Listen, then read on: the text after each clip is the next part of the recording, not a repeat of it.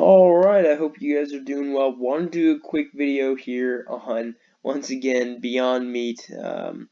Been pretty busy here lately, but wanted to squeeze one out just because the last video, or one of the last videos that I made was on Beyond Meat, and we've now broken down from a support level, which I mentioned was pretty important, and I just kind of wanted to review what we have done here on Beyond Meat over the past few days, and then where I think we could potentially move going forward. So I'll go ahead and start with the hourly chart here.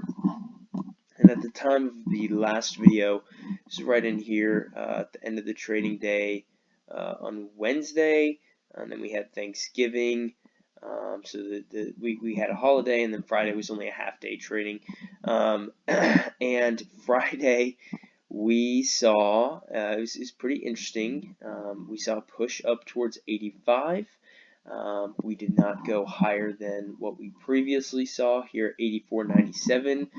We hit 84.90 was the high, and then we sold back down, and we closed right around $83 a share, which is right around the top from Wednesday.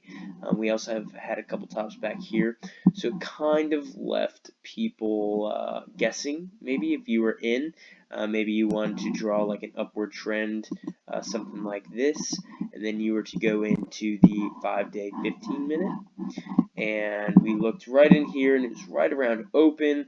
Pre-market, you kind of started to see it fade, and then right as the market opened, we just failed straight through, and we sold down. Where did we bounce? It was right around these 77s, right around the low 77s. So it was a pretty big drop. We were seeing about 6% roughly, and then we kind of rallied back up just a little bit, but then just to sell off into Tuesday and now into Wednesday. You can see down another 3% today. And what was really important, or what I think was important, was that not only did we break below on Tuesday, that we were not able to hold Monday's bottom down here in the low 77s, which I've mentioned multiple times as being support, but on Tuesday we weren't even able to trade back above 77 and start to like move higher from there. You can see pre-market today we tried to, and then as we opened up, it was similar to what we saw on Monday, with just a quick sell-off right in the beginning stages of the day, and then just never really recovering.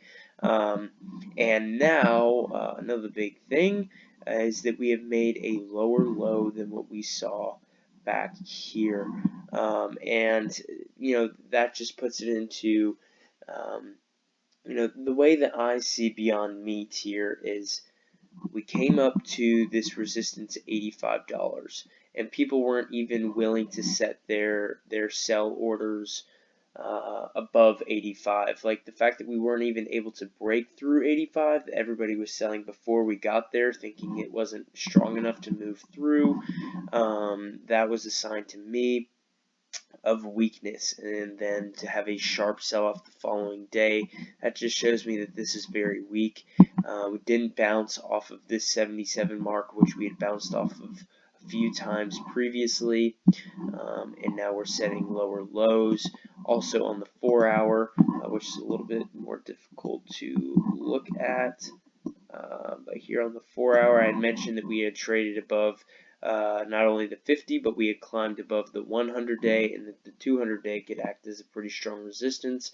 Again, we didn't even make it up to the 200-day, and now we are trading back below all of our moving averages here. 50, 100, 9, and 200-day moving average. So just really not a good positive look. Now, that's not to say that we could move lower, gain some support, and move back to the upside, but ultimately, where I believe we will see Beyond Meat now move due to this failure of breaking the 85 and not even hitting $85 a share, is I think ultimately we'll start moving down closer into the low 63s. And this is going to take some time. I don't think it's going to happen say over the course of next week, the end of this week and into next week, it is definitely possible. You can see once this starts going, once we start selling off, especially with the fact that we just broke through pretty nice support dating back to when this thing initially started trading. I think people who were hoping to see or expecting to see this break through 85, and now that it's starting to move to the downside, I think we might be seeing something from back here in early May down in these low 60s. But again, I think this is something that is going to take time to see us progress down to that level. It's probably going to be pretty choppy. And if this thing gets too oversold, we might see some people buy back in. Say we drop down around the $70 mark. We might try and pop back up and get in, maybe pop back up around $76 a share, right to the bottom side of this now resistance. Now that we've broken through that, I'll call anywhere from, say, $76 up here into the low 77s as being a resistance now that we have fallen to the downside. So just wanted to break that down. Hopefully that makes sense to you guys. The whole fact that we trended back up, we hit that $85 price point, and now we are starting to move back down. And that I see this as more of a bearish scenario. If you didn't already see this as a bearish scenario, with the fact that we hit these highs and we are trading at like a third of the price now, failing the 9-day moving average, coming off this nice green candle here, almost a bearish engulfing if we had a wick that pushed us maybe above 85, almost a bearish engulfing on the weekly.